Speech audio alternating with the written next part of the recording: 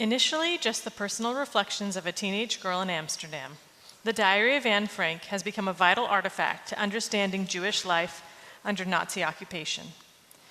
Posthumously, the journal has been translated into over 70 languages and has sold over 30 million copies. I'm sure many in the audience of all ages have read it. Tonight we will hear two entries from young Anne, one as she reflects on the emotional experience of being a teenager, the other a profound reflection on life in wartime. Here to declaim from the diary is sophomore Maja Jeffers.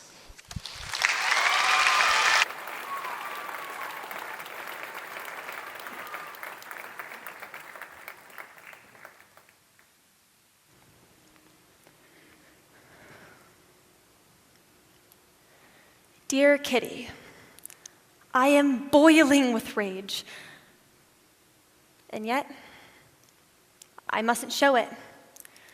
I'd like to stamp my feet, scream, give Mummy a good shaking, cry, and I don't know what else, because of the horrible words, mocking looks, and accusations which are leveled at me repeatedly, every day, and find their mark like shafts from a tightly strung bow which are just as hard to draw from my body.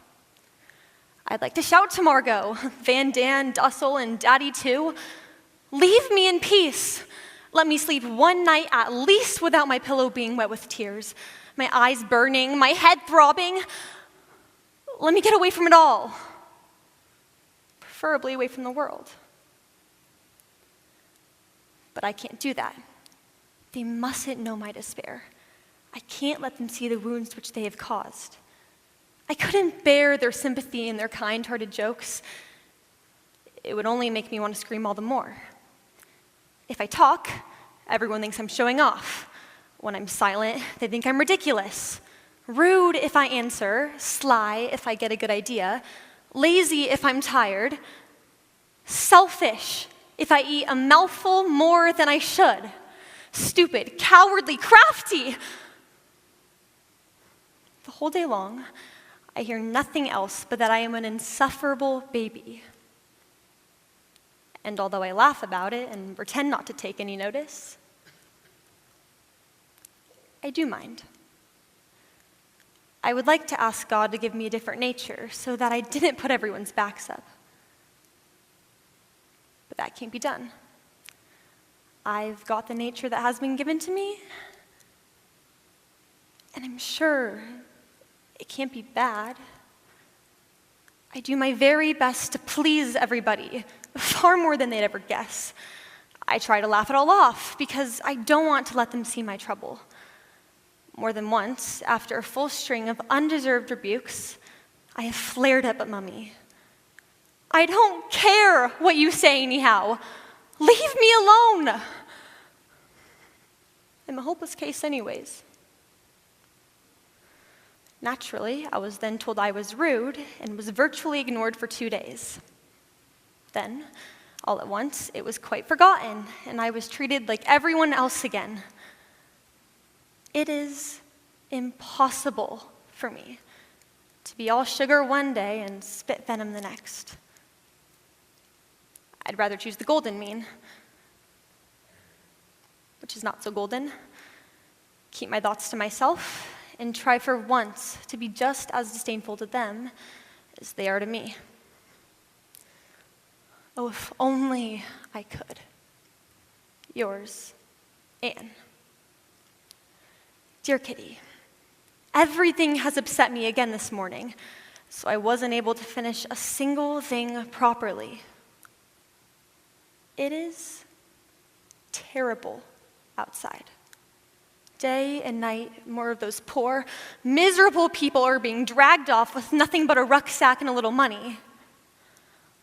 On the way, they are deprived, even of these possessions. Families are torn apart.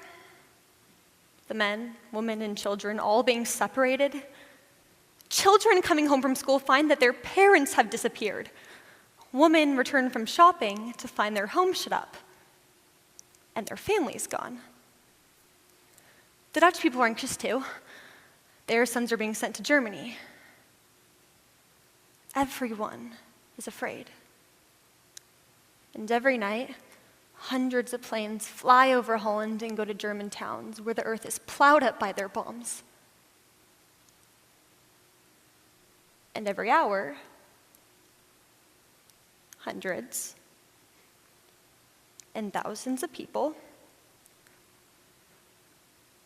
are killed in Russia and Africa. No one is able to keep out of it.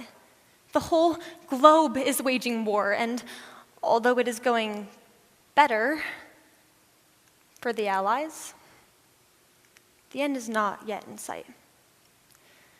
And as for us, we are fortunate. Yes, we are luckier than millions of people. It is quiet and safe here, and we are, so to speak, living on capital. We are even so selfish to talk about after the war, brighten up at the thought of having new clothes and new shoes. Whereas we really ought to save every penny to help other people and save what is left from the wreckage after the war. The children here run about in just a thin blouse and clogs. No coat, no hat, no stockings, and no one helps them. Their tummies are empty. They chew an old carrot to stay the pangs, go from their cold homes out into the cold street, and when they get to school, find themselves in an even colder classroom. Yes, it has even gotten so bad in Holland that countless children stop the passers-by and beg for a piece of bread. I could go on for hours about all the suffering the war has brought, but then I would only make myself more dejected. There is nothing we can do but wait as calmly as we can till the misery comes to an end. Jews and Christians wait. The whole earth waits. And there are many who wait for death. Yours, Anne.